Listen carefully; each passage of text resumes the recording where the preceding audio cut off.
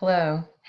I'd like to thank you in advance for your time today, and I look forward to hearing your feedback and your suggestions for improving this project.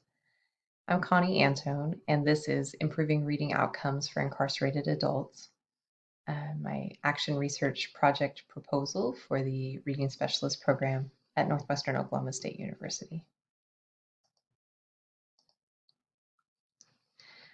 I've worked as a teacher in the Oklahoma Department of Corrections at Bill Johnson Correctional Center in Alva since 2012. Classes within the Oklahoma Department of Corrections are divided by skill level. So we have literacy, pre-high school equivalency, and high school equivalency. And the classes include instruction in reading, language, and math. During my time at Bill Johnson, I have taught literacy and PHSE.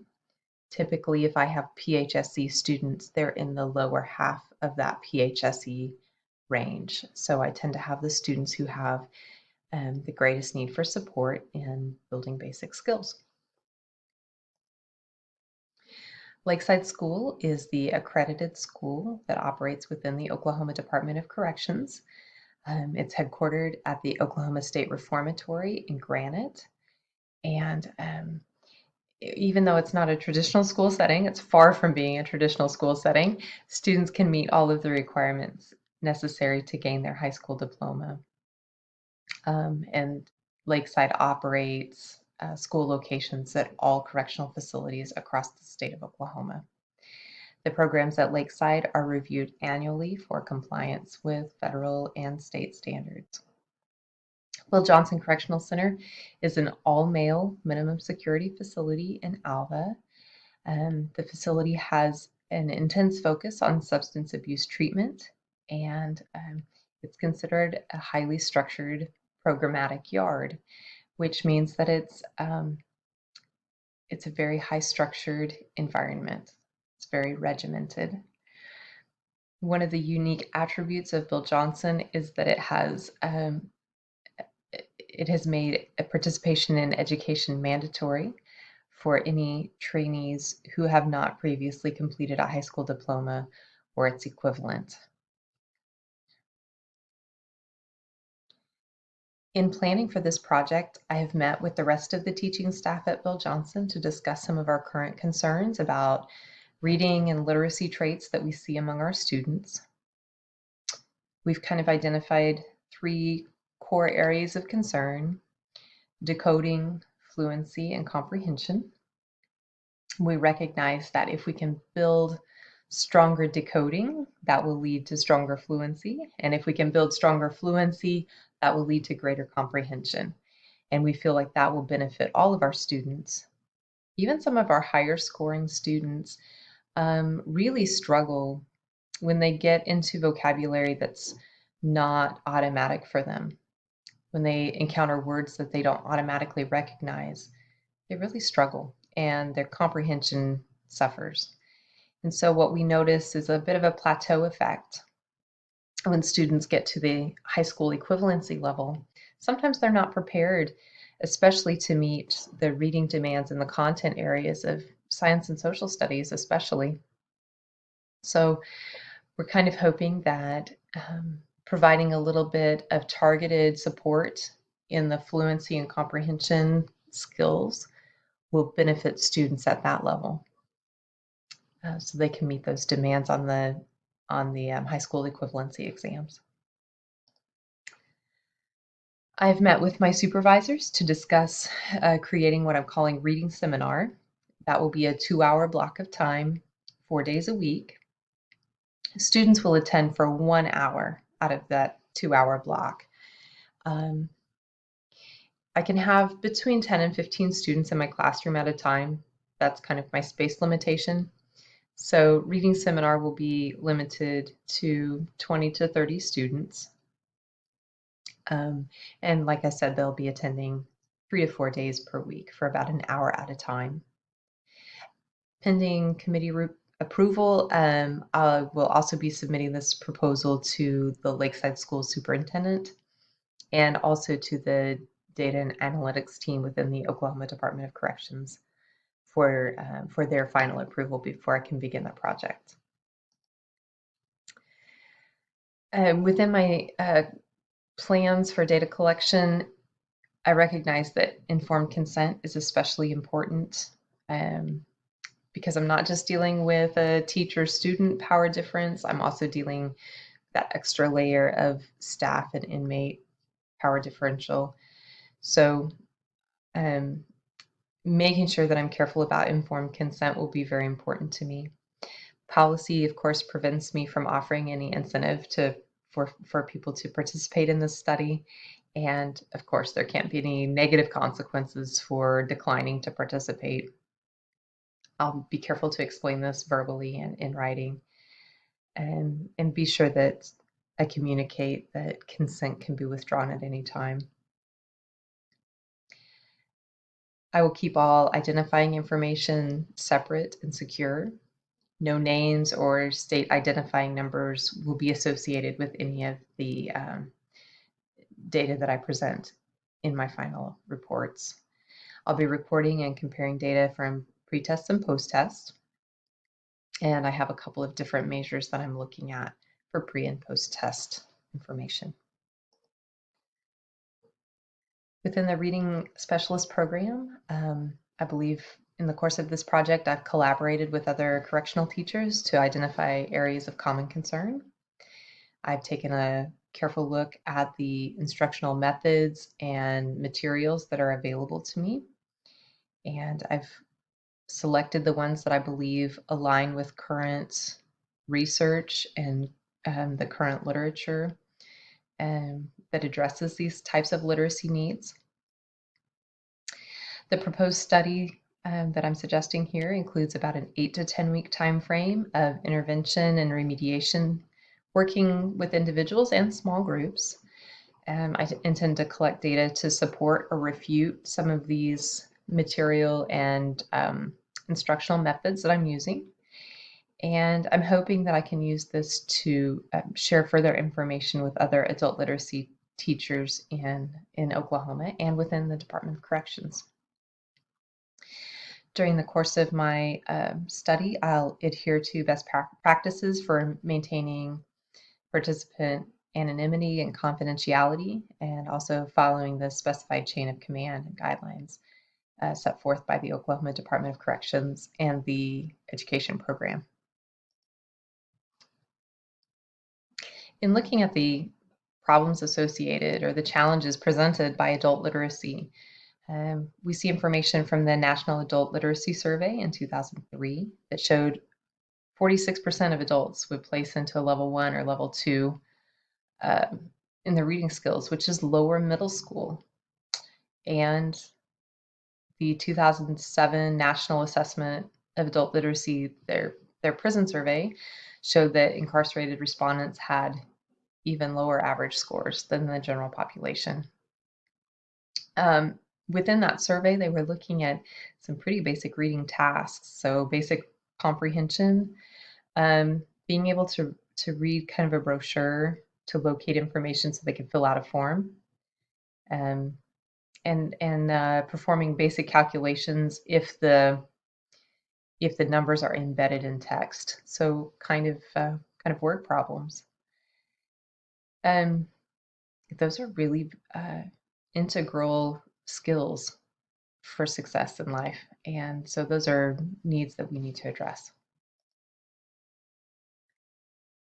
The students who enter my classroom, who enter any adult learning environment, often come with some pretty daunting barriers. They might have a history of academic struggles, whether it's a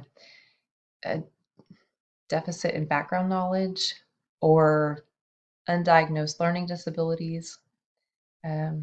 Many times they've had a history of struggling in school. School has not been a positive place. They might have a poor sense of self-efficacy. They might feel very defensive. It's difficult to let down your guard and admit that you need help. But we can't be stuck there. So we also see in their futures, we see they've got some challenges that they have to overcome as they return to civic life. They need to find meaningful employment. They need to be able to support themselves and their families, and they need to be able to participate in society, in their social lives, and in civic life. So, what can correctional teachers do to address some of these specific literacy challenges that adult learners have, especially among this incarcerated population? We often have a limited time frame with these students. We want to do what we can as efficiently as we can to meet those needs.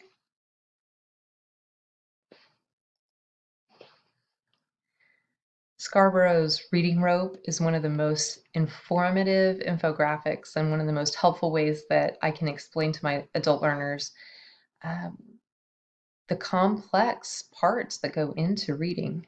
And so I've appreciated being able to use this, and I've kind of used this to explain the component reading skills that we'll be looking at in this study.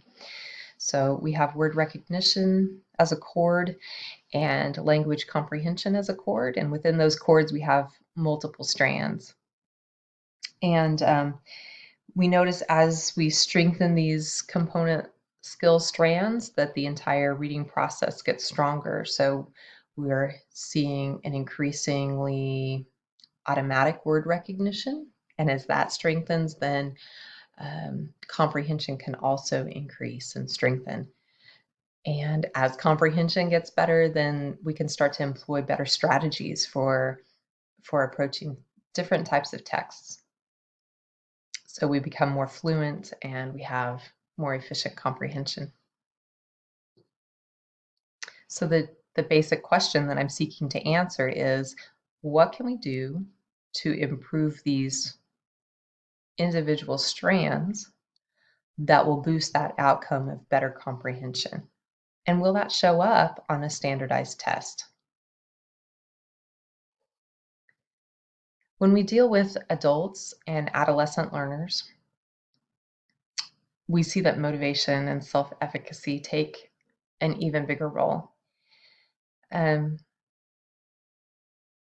It's always an interesting cycle to me to see students in my classroom as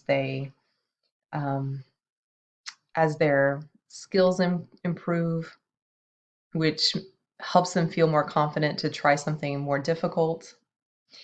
And as they're successful in that, they have motivation to continue to learn, which leads them to try new skills, which leads them to try to feel more confident with that, and how that cycle continues. The seeking practice opportunities and building skills and seeing success with that. So that's a big factor. What can we do uh,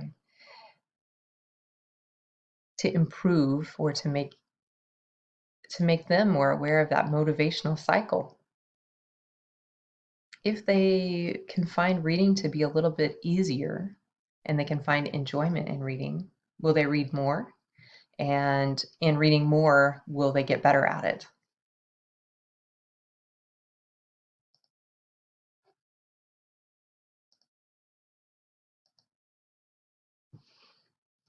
We also see the expectancy value model that asks some pretty important core questions here.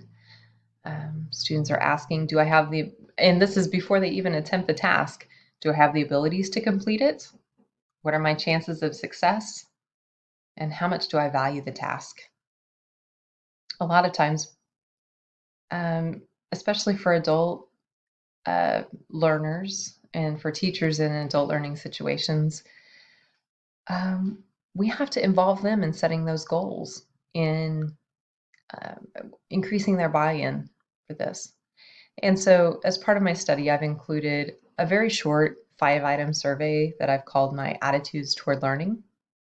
And I just want them to kind of think it's kind of their own self-assessment of these kinds of motivation concepts.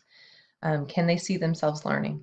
And so I'm curious to see if their self-perception changes during the course of this reading seminar. So we get to the action plan. This is a quasi-experimental single group pre-test and post-test design study. I will not have a control group. I didn't think it would be possible to keep two separate groups of students. The assessment measures that I'm using include the TABE 11 and 12, a basic reading inventory, and the attitudes toward learning survey that I just mentioned. Following the pre-assessments, participants will be split into 3 different tracks, basically. So I have 3 different groups. I have decoding, fluency, and comprehension. And planned instruction will be differentiated for each group based on those skills and what we need to address. And then we'll have a period of about 8 weeks of reading intervention. That's where we get that 1 hour a day, 3 or 4 days a week. My intervention methods that I'm looking at, it's a software program or a blended learning program called Reading Horizons Elevate. It includes some practice on the computer and then some teacher delivered lessons that kind of help reinforce those concepts. And then an adult reading series called Challenger. During this time, we will also have some teacher-led or some small group lessons. For example, the comprehension group might be working on things like main idea and supporting details, whereas the decoding group might be working on the specific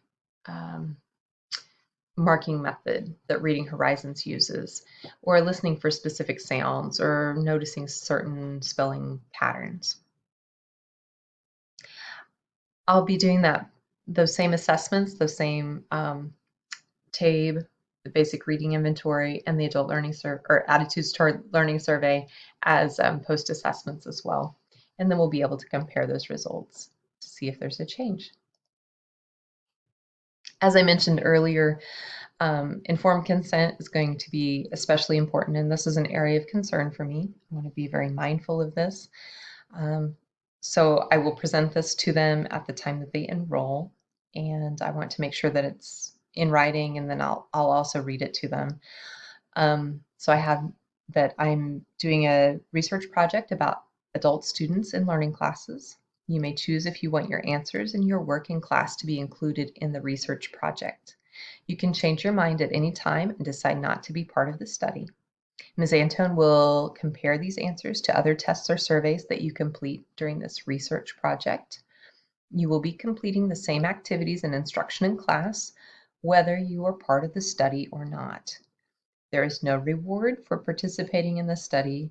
There's not a penalty for not doing it.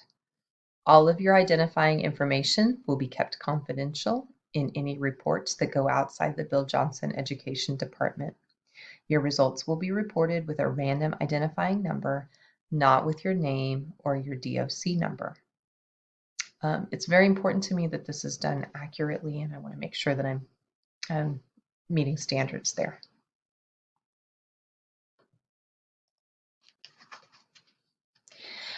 Taking a look at the assessment tools that I'm using, TABE 11 and 12, the tests of adult basic education, is a standardized multiple choice paper pencil test that's used by most adult learning or adult education programs. It has subtests in reading, math, and language. I will only be looking at the reading subscores. There are approximately 40 questions in each subtest, and the results are given as scale scores.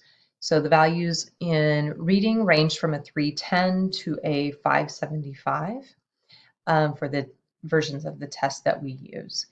Scale scores also correlate to the National Reporting Service's EFL, Education Functioning Levels, and our program utilizes levels 1 through 4. So I would anticipate that most students in this study would be at a mid-level 3 or lower. So I believe that would fall at about a 520 on the scale score. That's kind of what we're looking at right now. The TABE does have 2 different levels of test difficulty, a level E and a level M. The level M text complexity increases quite a bit, and so it has a higher ceiling score. I will also be using an informal reading inventory called the Basic Reading Inventory. It starts with graded word lists to help kind of focus in on the appropriate text to use for comprehension and fluency. And so we'll get that kind of narrowed down to about the right level.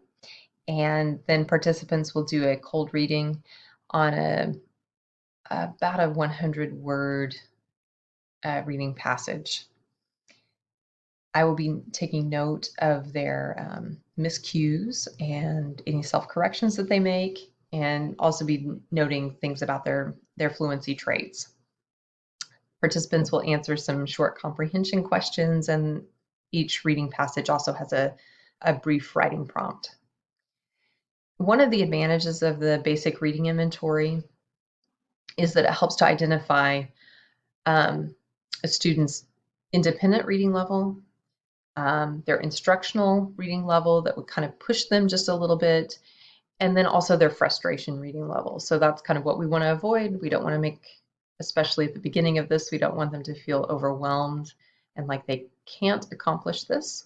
So I want to try to hit that independent and into instructional level as closely as I can. So this will help me decide what types of print material to give to them for independent practice.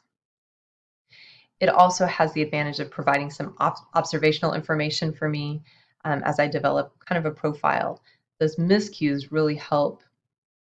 You can really kind of tell if they're struggling with decoding or with word recognition as you observe them work on a passage. So that's very helpful in developing that profile. And then, of course, the attitudes toward learning survey that I mentioned earlier. If students can perceive a skill growth, does that change their sense of being able to improve their skills?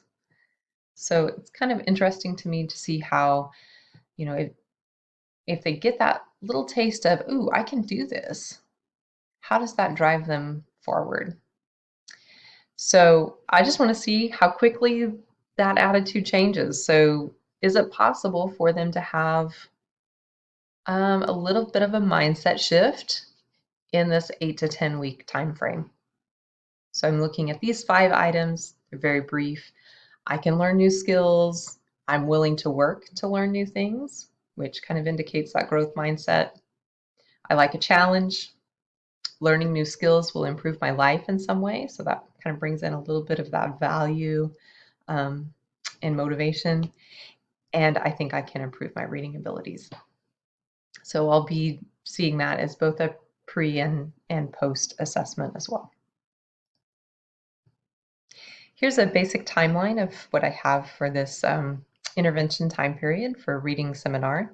You can see that I've got, I have my separation for decoding, fluency, and comprehension, and you can kind of see the pacing difference that I've outlined. Of course, the fluency and comprehension groups are going to move through some of these lessons a little faster. With this fluency group in the middle, I'll probably be focusing a little bit more on oral reading, getting some more practice with that. The comprehension group, we're going to probably be looking a little bit more at things like main idea, supporting detail. How is the text organized in a way that makes it easy to see the author's point or the author's purpose? Things like sequencing and spatial details, things like that. And then, of course, with the decoding group, we're going to be focusing more on the marking system and getting practice with hearing those maybe harder to differentiate vowel sounds, like the difference between short E, eh, and short I, which is a challenge for some of my students. So this is what I have here for weeks 1 through 4, and then 5, 6, and 7, and 8 and 9, and then you can see I'm planning post-assessments for week 10. The Reading Horizons Elevate program has about 90 individual lessons, so this would get them over halfway through in this comprehension group, and it really gets a good exposure to some word attack strategies especially for longer words. Reading Horizons Elevate is a blended learning curriculum that addresses phonemic awareness, decoding, fluency, vocabulary, and comprehension. It has a very structured, scaffolded method where the skill is introduced and they have lots of practice on the computer. It's good multisensory, and they get to hear it, they can see it, they say it, they write it. There are some kinesthetic cues that we use as well. And that all helps to build those brain pathways that were mentioned in the Shaywitz and Shaywitz study in 2004. It is an Orton-Gillingham method, or it's closely aligned with that. It is a good blend of teacher-delivered lessons and practice on the computer. So it gives students a chance to get to mastery level before they increase in complexity.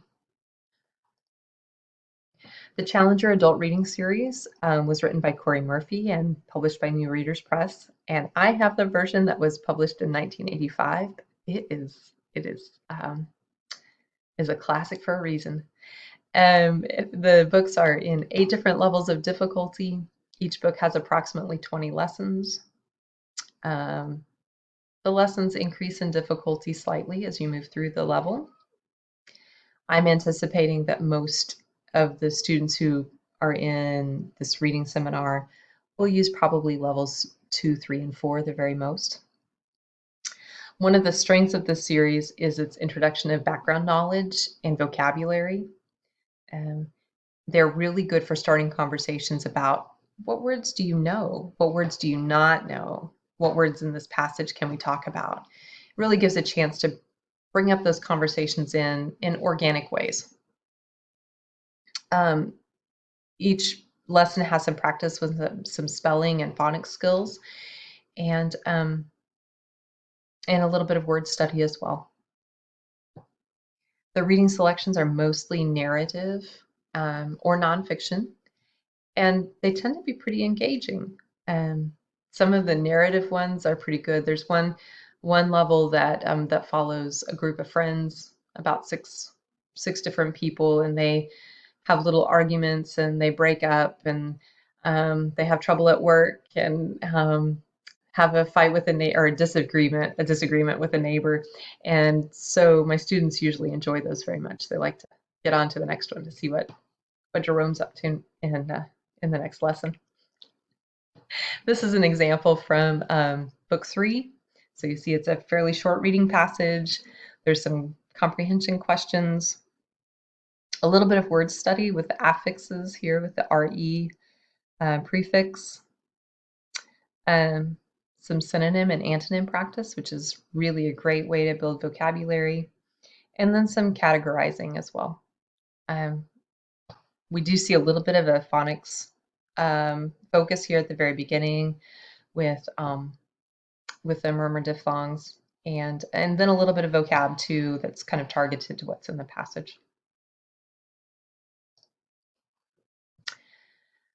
I do plan to post-test with those same measures with the Table 11-12, the Basic Reading Inventory, and the Attitudes Toward Learning Survey. I'm hoping that the results can be compared to show any growth or correlation patterns. I'm especially looking to see if there's any score correlation between the Basic Reading Inventory and the scale score on the TABE. I'd like to be able to use that Basic Reading Inventory to get a little bit better look at readiness before students take the TABE, kind of as I guess maybe it's kind of a pretest to see if they're ready. It's discouraging sometimes to take that TABE test. It's long and the reading passages are challenging, and it can be really discouraging to take that test and not see a score gain. So if we could use the Basic Reading Inventory as kind of an interim measure to see if they're ready, I think that would be good. It would kind of avoid the discouraging effect of not seeing a big jump in scores. The U.S. Department of Education has a statewide target for us of 44% of students having a level gain in a fiscal year. So I'm always trying to beat that target. Um, a level gain is defined as a education functioning level gain. So a move in that NRS EFL level from like a 1 to a 2, or from a 2 to a 3, and so on. A few potential concerns as I embark on this study. I will be waiting to make sure that I have approval through my chain of command through the Oklahoma Department of Corrections before I can begin any part of this study. Of course, I'm always concerned about participant privacy, and as I mentioned, the informed consent is it's very important for me to be mindful of that. I do face some obstacles with this. There's some unpredictable, unpredictable parts of this environment. So um, lockdowns for security reasons, or uh, for COVID. I have a lot of participant movement, or a lot of trainee movement in and out of the facility. Sometimes for disciplinary reasons. Sometimes it's just their completion of their sentence, or a transfer to another facility. Sometimes classes get canceled, and that's outside my control. And sometimes I have unforeseen changes in responsibilities. And then there's some technical barriers that I face too. Sometimes software and equipment malfunctions, or there are delays with testing. And those might be factors that kind of work against me, especially in completing it on a specified timeline. As I'm looking at the study, I think there are some strengths. One is that there's a single teacher delivering the material, delivering the lessons, and collecting the data. So there's some consistency there. I think another kind of interesting thing about, or interesting factor in this group of participants, sometimes in an adult learning situation, you've kind of got a little bit of selection bias, because if somebody is enrolling in an adult learning program, they're already motivated. They wouldn't enroll if they weren't motivated to learn. But at Bill Johnson, since school participation is mandatory, if you don't already have a high school diploma or its equivalent, I'm getting a pretty wide variety of motivation levels. I have some students who come in and are who really recognize that this is an opportunity, and then I have others who are very reluctant.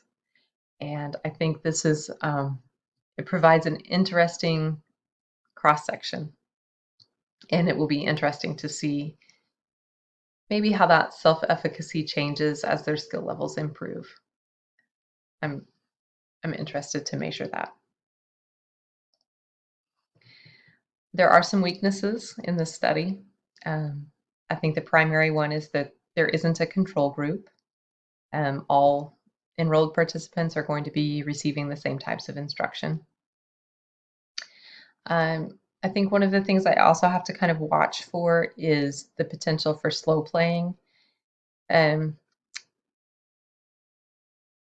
Students within the Department of Corrections are eligible for achievement credits, which translate into days off the end of their sentence. So achievement credits would occur if they complete literacy and move to the PHSE class. And so sometimes we get students who intentionally underperform on the placement test, thinking that they're going to make a fast gain and get that 30 days. So we kind of have to watch for that, because it can kind of show, it makes me look like a really miraculous teacher sometimes. We have a little bit of an inflation there. That's actually one of the things that I like about including the basic reading inventory, because I think it will catch any of that. I think people are more likely to be honest about their skill level when they're reading out loud, and it's a one-on-one assessment rather than the paper pencil test, or even the computer-based testing. Sometimes And on the computer-based assessments, they get tired and they just click through sometimes. And it's hard to catch that and intervene and ask them to do their best. So that's a potential weakness. And then another potential weakness, I guess, is can the results be duplicated? I have to recognize how unique the situation at Bill Johnson is, because it is very designed to be supportive of education. And I recognize that not every setting has that support, and not every setting is going to have that level of structure that supports students getting to class and doing their best and being motivated to do the best. So I'm not sure that my results will necessarily translate into similar results at a different setting. Have a few references here for my literature review.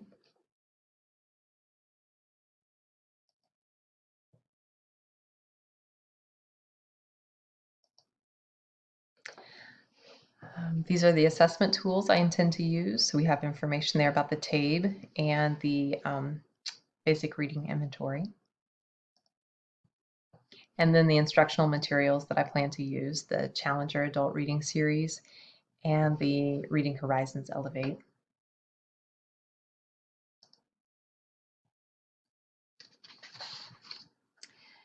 Correctional education is a really unique blend.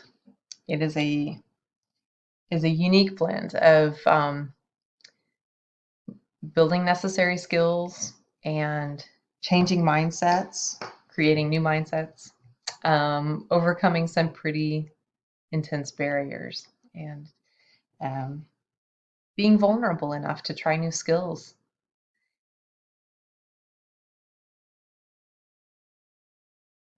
For a lot of my students, landing in my classroom is their last chance to improve their reading skills.